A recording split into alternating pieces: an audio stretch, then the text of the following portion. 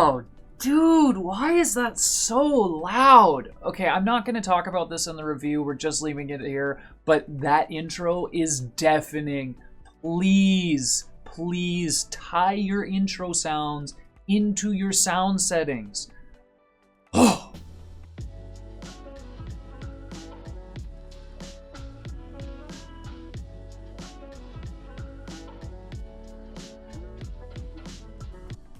Hello and welcome. This is the Simpit. I'm your host, Devin Booth, and today we're here to look at WRC 10. Dare I say it, the best current rally title on the market, unless you're a VR user, but we'll get to that. Before we start the review, I'd like to take a quick moment to thank number one, Alesh Mom, for supporting the show. I very much so appreciate it, Alesh. Thank you very much. Those of you guys that are watching, you might know Alesh from our Patreon group or from the Discord. Very good supporter of the show, very good friend of Sean and I, and I wasn't going to purchase this game because I'm a no VR, no buy guy, but he decided to make sure that the Simpit had it for review, and I am pleasantly surprised with the gameplay. So with that out of the way, we'll do another quick thank you to you guys just in general for supporting. I very much so appreciate it. And just a quick note that I am still working on my formula for reviews, my review process, so to speak. So you'll notice cameras have moved around a little bit. I'm not all over the green screen today. I am trying to find kind of my own formula for how to do these things. And so far, so good, but this one's unscripted, so we'll see how it goes. Now, with that said, let's get our three major cons out of the way before we start the review. I kind of wanted to take a bit of a different approach today, and hopefully we'll keep this going where we pick some of the worst things with a review title and get them out of the way right off the bat. I know a lot of you guys are just watching to hear if it has VR or not. No VR. So con number one, right out of the way. No VR, no buy. Those of you guys that are VR only users, slap hands. Thank you for watching. Hit like and subscribe and comment down below to let me know how pleased you are that you heard no VR, no buy right away and didn't have to watch the whole video. That said, we got a couple more here. So jokes aside, canned triple screen support. It has your typical stretched triple screen support where it's stretched across the screens. You do not have the simultaneous multi-projection where it's on each monitor. It is going to be stretched, which means you're going to get a little bit of warping and stuff like that on the side monitors. If you're a very big stickler for proper triple support, you know, you only play iRacing, Project Cars, those kinds of games that have really good triple support, then this one's not going to be for you. Sorry about that. The third major con is actually just the bugs. There are some weird bugs in the game. The audio, which we'll get into, the cars are very quiet in comparison to everything else, which is a little bit odd. The engine notes don't quite have a fullness to them. That might be an audio con unless a bug, I don't know. But as I understand it, they used many mics to record things, so this shouldn't be a problem. I do think it's a bug. There are some menu issues where when you're tabbing through the menu, the mouse is going to be sitting in an odd spot. The menu doesn't always want to go to the left-hand side. If you're using the mouse and keyboard, it gets to be a little awkward. If you're on a gamepad, it's fine. So there is that. And then the third major bug, the big one for me, is that the force feedback will either not be there when you start a stage or it will drop out in the middle. Now, I have not had it drop out in the middle yet. I know a driver that has, and I know people on both Thrustmaster and Fanatec units that have had this issue, so just keep that in mind. This isn't just for Thrustmaster, even though we've heard Thrustmaster having problems with the game so far. But that's not the case. That is not the issue.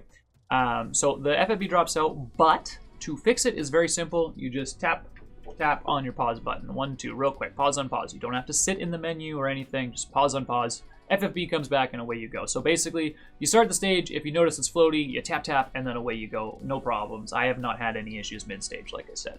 You might, but just so you know, tap on the pause button and away you go. Now, with those three cons out of the way, let's get into the meat of the review and take a look at WRC 10. And we're going to start off with the UI for this one. Now, the user interface on WRC 10 is totally fine. It's very console-y, and you'll find that it actually is better compatible with the console as well. You'll notice with the PC, the mouse cannot control everything. It will not tab to that menu on the left and to the sub-menus on the right. You need to use the arrow keys, controller D-pad, or the hat switch or D-pad that you have on your wheel in order to get proper functionality out of the menus. That aside, though, the menus themselves are pretty good. From the top to the bottom on the left-hand side, you have all of your main categories. within each of your main categories, you have your subcategories. It's very standard, very simple. You have everything that you could possibly want there. All of your sound options are available, graphics options are available, audio options, control options rather, are available. You have a nice little showroom, which you guys have seen in the background for all my spoken bits here.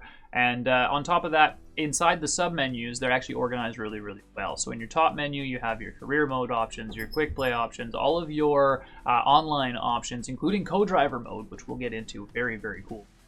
And then you also have some training modes, which is really good. I like to see training modes in the game.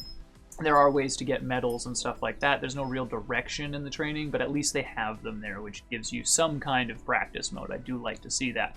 Now, under the anniversary mode, you have an awesome list of special content just for this title. I'm very excited to get into this. This is the only content I haven't played yet. I plan to do a series for the Simpit YouTube of this content. We'll start out with a couple of them, just pure rally runs, and then we'll see if you guys like them. We'll keep putting them out, but very excited to get into this. I've ran some of the content itself, just not in this menu, so we'll get in there later. That's it. Moving on. Yeah, you also have your settings menus and your showroom menus and all that kind of typical stuff. Running through the settings menu is pretty standard. You can see you have all of your, again, audio controls, your graphics settings, your gameplay settings, all of your typical stuff. So nothing missing there, nothing that you could possibly want. It's just a little bit awkward to navigate if you're on a PC and you prefer using a mouse. Using the arrow keys will leave you fine there, so not a big issue. So overall, you know, UI, I'd probably give like a 6 out of 10 kind of deal, you know. It's not perfect, it's not bad, but it is above, you know, the bare minimum. So 6 or 7 out of 10 kind of deal on the UI for that one. Now, moving into the graphics, there's one quick hitch to mention. I know people have been saying that the performance for this title isn't that good. I do believe that that's a user error for the most part. I'm sure some people's equipment, you know, and not up-to-date drivers, that kind of thing might be causing issues. Also, if you leave game mode on in Windows, that can always cause problems. The way that it works screws everything up. Always turn game mode off. But the main thing with this title is that you run your graphics at high and not highest. I am on an R5 1600X, so it's a few generations old for the R5, and I have a 2070 Super. Good PC, not great, but it runs flawlessly. I have had not a single graphical hitch whatsoever unless I'm playing online, and that's not from the game on my end. That's my game connecting to the persons on the other end when I was doing co-driving stuff. So the game itself, really, really great. Looks really great. It's sharp. It's got a lot of really great textures. It's got a lot of really great effects. There are a couple of things that I would say it definitely loses mark for. Rain effects, the weather effects. When you're looking at the sun coming through the clouds and the cloud cover, that kind of stuff is absolutely prime. But when you're talking snow, rain, puddles, puddle splashes, that kind of thing, really doesn't look that good. They really need to do something with their rain model. Whatever they're using to do that, the rain on the windshield looks terrible. The splashes look terrible. Other than that, though, the lighting, the textures, the cars moving on the road, the dust flying up behind the cars, all look absolutely great. And again, put the settings on high, not highest. Quick note on that, just for general use. With graphic settings in most titles, you have a high, a highest, or a high, highest, and then you have like a supreme or an epic setting, that kind of stuff. Those are almost always placebos. You should almost never actually use those settings. Always just stop at high. Things like your textures and things that are less impactful, you can go ahead and bump those up if you'd like to ultra or highest or whatever, in this case highest. But the other settings, leave at high, especially things to do with lights, shadows, and particles, that kind of stuff. Those kind of things, you might even want to bring those down to medium if you're on a little bit of a mid or lower end system. So again, no higher than high, and you shouldn't have any issues with the performance. A couple shots here, you can see how my settings are, and then that way you have an idea on where to start from, but they're very standard, pretty much just high, and then I turn the motion blur down because I'm not a fan of that. I also don't like pigeonette. But that's the graphics out of the way. Let's move ourselves on to controls. And the controls for this title are actually really good. I'm very pleased with the setup for this one. Now, I don't use a direct drive wheel, so there could be some issues with some of the third-party direct drive wheels or the smaller manufacturers, but with my Thrustmaster wheel, with my Rikmotech GT Pro 3 inverted pedals, with my TH8A shifter, my eBay handbrake, and my TSS handbrake shifter, Everything worked fine. I haven't had an issue whatsoever. The analog handbrake seems to be analog, which was a problem with the last title. The steering wheel, force feedback and everything seems to be fine. I have gone through, like I said, and lost force feedback a couple times, but you press start, and pause, whatever, and it comes back. So no real issues there. In terms of setup, it has all of the options that I can need. One quick note would be the spring and damper in your driver settings that you generally turn off for newer titles with Thrustmaster. You might want to turn back on, but that's really a personal preference thing. I've left it off and tuned the settings in-game, as I'll show you here, in order to make the game run absolutely perfectly for me. Very happy with the force feedback. It's got a great amount of vibration. It's got a great amount of forces left and right. You can feel the tires load up. It's a little bit loose on center until you turn the force quite high, so that's a bit of a con, but overall, really happy with the force feedback. And again, with the controls in general, plugging all of my multiple devices in, again, each of my devices is its own device. I don't have pedals attached to wheel rim or shifter to wheel rim. Everything is plugged in via its own USB, and had no problems whatsoever. So big surprise for me, honestly, because there has been issues with WRC games in the past in that respect, but no issues this time. Really happy with it. And as you can see on the screen here, the menu for it is extremely extensive. You have your main menu on the left, you have your sub menu on the right, and within the sub menu, you've got all the different saturations and dead zones pretty much that you could need. Did a very good job with the menu. Very happy with the controls and the force feedback with this title. Alright, so now I've got one more menu thing to go over, as well as gameplay, but mainly menu thing. The audio for the title. Now, I did mention a little bit in my cons list that I think this is a bug with the sound, where the engine sounds are kind of low versus everything else. I'll show you my audio settings here. As you can see, I've dropped everything down except for the couple of main things there, the car and the calls there for the co-driver. But other than that, I mean, the sound itself is really good. You have, as you can see here on screen, a lot of the gravel and stuff like that bouncing around, and you can hear it hitting the bottom of the car. It's very nice that they've gone and added that. You can hear the creaks and the whines and the cracks and the pops and all the different things out of the chassis. As the car gets more damaged, you will hear bearings seemingly squeal, leaks seemingly happening, air and fluids squirting out of the engine. Very well done. I'm very pleased with the sound in its overall sense. The only issue I have is the engine notes. From what I've heard, they use tens of cameras, like 20 some odd cameras or something like that, to record each car during a stage for this game. They put a lot of extensive research and a lot of time into making the sounds for this title. So the sounds have all of the various different things you should try to hear and that you should hear, but they don't necessarily have the right balance. And again, I do think the engine notes are lacking. When you drive a car like the Audi Group B, or you drive a car like the Lancia 037 Group B, those cars should roar, right? They should rumble you deep in the chest. Those cars had lots and lots of power. They had the superchargers and the turbos. You should hear them spooling and whining, and you should hear the blow-off valve kick and all that kind of stuff. And those are the things that are lacking in the title. So I'd probably have to take the sounds and probably give them like a 7 or an 8 out of 10 if I was forced to give a number to it. It's like they had the potential to be 10 out of 10. If they had have gotten those engine notes right, they had have been able to get the volumes a little bit better balanced in terms of engine notes, I think that could easily have been a 10 out of 10 sound. But because of the engine notes being so lacking, they're not as visceral as they should be. I think I have to knock it points there. Now, that said, to be fair, I should note that the older cars, just like the last titles, seem to suffer more than the newer ones. This title does still overall have a lack of engine notes, but when you're driving the WRC cars, when you're driving the Junior Ford Fiesta, when you're driving the R5s, those cars do sound appropriate. The volume doesn't seem there, right? If you're in the car, you have your headset, you have your helmet on and all that kind of stuff, so it's muffled. So maybe that's why the volume isn't there. Maybe they're trying to simulate that muffled feeling in the headset. But even when you go to the bonnet cam or an exterior cam and the sounds get louder, which they do, so you got to give the game credit for that.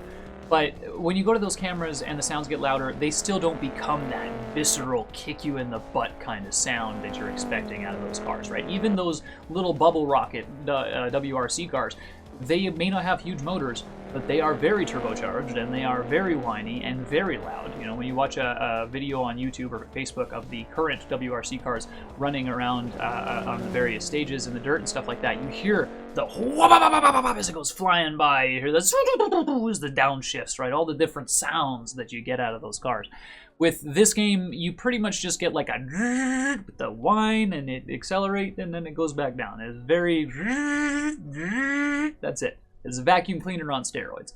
Hopefully you enjoyed my sounds. They're not as good as the games, but the games aren't that great either. So, like I said, about a 7 out of 10. Every sound but the car, absolutely phenomenal. Every sound but the car's engine notes, absolutely phenomenal. Creaks, crinkles, smashes, pops, bangs, all that kind of stuff is present.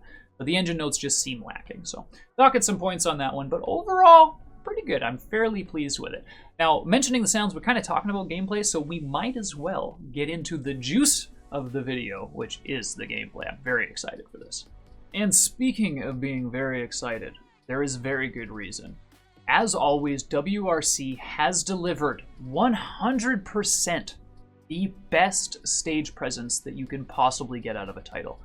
WRC's feeling of driving through Monaco with the mountain leaning over you, rocks scratching the top of your car, the feeling of driving through Kenya where you have the sand that's kind of like sits over top of the hard ground. It's very, very soft on top, but as the stage wears down, you get that grip and that pull out of the hard clay down below. When you're racing through a Greece and you have the rocks and the boulders and the piled up stones next to the road, when you have the bushes and the gravel flying everywhere as you're smashing through things, bashing the gears, when you drive through Spain and you do the historical content that they have, and they have people standing on the road as though it's the 70s and 80s where the stages are modeled from. You can be running next to people's toes. If you run over their toes, it'll stop you and reset you.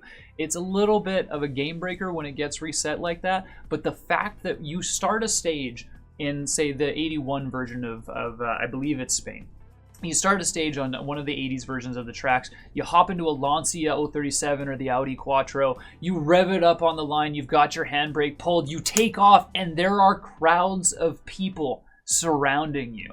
You have people standing on the edge of the road, sitting on the edges next to you. It is an absolutely surreal experience. It's absolutely amazing. I cannot overstate how cool it was when I'm running the career mode, I'm driving my little Fiesta turbocharged junior car, and I'm doing really well, and it pops up and says, anniversary stage. And I say, oh yeah, woohoo, I get to drive an old car, awesome. And I get into the old car, and it's the Audi Group B. And it's an old stage, and people are standing on the road, and I wasn't expecting it because I didn't know. I didn't look into anything before I started playing. I just jumped in, and I get into the car, and I hit the gas, and I'm driving, and there's people everywhere. And you're trying not to hit people, not trying not to hit walls, not trying not to hit rocks, not trying to stay in the middle of the road. You're trying not to hit people, and it's beautiful. I love it. The only thing that they could do to enhance this experience, and I hope that they do it for WRC 11, is make the people run out of the way. Right? When you come flying through a right-hand corner and you start going left, those people should turn around and boogity, because they don't, and you run over their toes, and it resets you. It's very frustrating, because you probably wouldn't have hit them that bad. I mean, you might have broken a shin or something, but that's the expense of watching rally. Now, I've gone a little bit off topic with the people. I apologize for that. But it's really freaking cool, so I just wanted to spend some time on it. Now, overall, with the gameplay, you've got lots of different gameplay modes. The career mode, as I was just talking about, outstanding. You've got damage repair. You've got the really cool tire feature where you can actually choose individual tires. You start out choosing like however many tires, 28 tires or whatever for the rally, and then you can switch individual tires, front left, front right, back left, back right, and each spare. So you can load up for an event. You have your day event, maybe there's 4 rallies that day. You take 6 100% tires, you run your first stage, you take your front 2, swap them with the spares and put your spares on. Now you've got 100% tires on the front for 2 stages. And then you can mix them around a little bit. Let's say your front right's getting worn a lot harder. Well, then take a back left and throw it on the front right, baby. That's gonna work for you. It's absolutely outstanding. I really love that they've done that. Between the repairs, which is percent based, so it's very, very expensive, the cost for the repairs, the tire system, the way that they've done the schedule, which is similar to WRC 9, where you choose what you're doing, and then it kind of goes through, you have rest days and team building events and that kind of thing. It works really great. I'm very, very happy with it. Career mode, super cool, absolutely awesome. The anniversary mode, as I stated earlier, I've not gotten into yet, but we're going to do a series for that, and I've done the stages in the rallies just through the quick play mode. So while I haven't played that yet, I've done some of the content separately, and I've enjoyed the hell out of it. So again, we'll do a little mini series for you guys here on YouTube so you can kind of get that pure rally experience. But overall, the game itself, absolutely outstanding. Now, there's 2 features, 3 technically, that we need to go over with the gameplay before we move on here. So we're kind of touching on the game modes here. There are the online career mode, or online competitive mode, where you have your typical clubs, right? Like just like you do a dirt rally. So you set up a club, and it's a little bit of a pain in the butt to set up, but people can join on a weekly basis or whatever. Set it up, and they run their rallies, and the times are collected, and then you go through and do it like that. There's also the online real-time rally. So you can have a person hosting a lobby, and they can do this public or private. You can have, I think it's up to 8 people that can join. And then you guys actually run the rally together. You can turn off the ghost cars if you'd like, but I've left them on. You do have a ghost car by default, so you can see all the other drivers. If there's 8 of you there, you're driving your car, and then there's 7 little ghosts around you. A lot of fun. Really, really cool. A little bit hectic sometimes at the start when you've got all the cars doing all the crazy stuff, but as this field spreads out, it's really nice to be able to see where your competition is. It's a very neat experience. The only thing that I think they could do better for that would be if you were to take and do, again, 8-person lobby, but if they were to do every 30 seconds a car goes and the car doesn't ghost, I think would be very, very neat. But it's one of those things that's very difficult to do. See why they haven't. So I'm going to give them a pass on not going that far with the online, active online mode, but still really, really cool. Still really, really enjoyed. Absolutely loved it. And now for the icing on the cake, so to speak. This title brought with it the legacy co-driver mode that had shown up in WRC 9. This co-driver mode for WRC 10, I don't really know how different it is from WRC 9s. I didn't play a lot of 9s, to be fair, but this being the first time I've done something like this. This was so cool. I hopped in with Deadman. He's a guy from our Discord, so if you guys are familiar with Callum or Deadman, he runs the Dirt Rally 2 rallies with me. You'll be familiar with him. He's Scottish, so I had him riding my co-driver. Let me quick click on that for you. Like 6 left into 5 left into square left. Into a super squiggly bit. It's like a lightning bolt, mate. And it was very difficult, but it was a lot of fun and much enjoyable. And then I did my co-driving for him, and I had an absolute blast calling the squiggly bits. So much fun. Such a good time. This is probably one of the coolest features I've seen yet. And just as an anecdote, if you guys want to, I'm thinking of running a league where we do a streamer league. We have one person on the team has to be a streamer or at least able to record, and we do a co-drivers league. So kind of give me an idea if you guys think you want to do that. It'd be like a once a month thing to give people plenty of time. So we would have maybe like a regular club running, and then we would have our once a month yearly co-driver league going. I'm kind of throwing around the idea. Let me know what you guys think down in the comments. But either way, I digress here. Co-driver mode, absolutely awesome. And to recap real quick, career mode, awesome. Quick play, awesome. Seasons, awesome. Anniversary mode, awesome. Online clubs, online mode, co-driver mode, all of the modes. I love them. It's been a hell of a lot of fun reviewing this title, and I'm really excited to get playing it with you guys. Now that said, I kind of got a little bit all over the place there. That's our gameplay, that's our game modes. We're going to run through our conclusion here and try to wrap this thing up. Sorry for rambling on you guys. All right. Now, in conclusion for this one, I mean, basically, I have to say this game is awesome. Like, it's such a good title. I went into it expecting WRC 9, and it was that and so much more. They've taken the older cars and made it so that they no longer feel like an afterthought. They really do feel like good cars. Apart from the engine notes, everything in terms of the sound department has been improved. When you're talking about the calls for the co-driver, they're on point as always. That's the one thing that WRC has always had, is the best calls and the best stage presence. Both of those things are maintained. You have excellent controller support. All of my things work, like I said. They all had settings for the dead zone and dampening, dead zone and saturation, that kind of stuff, which is great. Everything mapped first try, no problem. Again, there's a couple little glitches here and there where, like I said, the controls will kind of screw up and forget which unit you're on. You might have to go reset something. The force feedback dropping out. You know, there are a couple things that, while not game breaking, are a headache. So be aware of those things. But other than that, the title was phenomenal. I've been streaming it now for about 4 or 5 days, just trying to get as much time into it as I can, and I've been enjoying the hell out of it. Like I said, I'm going to do a anniversary mode kind of quick series for you guys here on YouTube, so you can get an idea of just the pure rally itself without me blabbing on about it. And overall, again, like I said, this is an amazing title. I can't really... It's hard for me not to say this, and so I'm going to say it. But this title might be better than Dirt Rally 2. Other than VR and other than the engine sounds, it is better than Dirt Rally 2. It's got as good or better controller support. It's got as good or better graphics. I think better, but a little bit personal preference there. And the weather effects in Dirt Rally 2 are really good. So that, to be fair, there are things that are better about DR2. But overall, when we're talking about the feeling of the cars on the road, not the force feedback, the physics feeling, the feeling of the cars on the road, how they interact, the way the Group Bs are terrifying in between the turns, and then you kind of like ease it up and you take it easy through the turns and you're panicking, but it's at least controllable. The way the Subaru, Colin McRae's Subaru, is just the stiff force feedback, and you slam it in, you rip your handbrake, four-wheel drifting corners, pulling it through, the understeer you get out of the all-wheel drive cars when it's appropriate, the oversteer you get out of the rear-wheel drive cars pretty much all the time.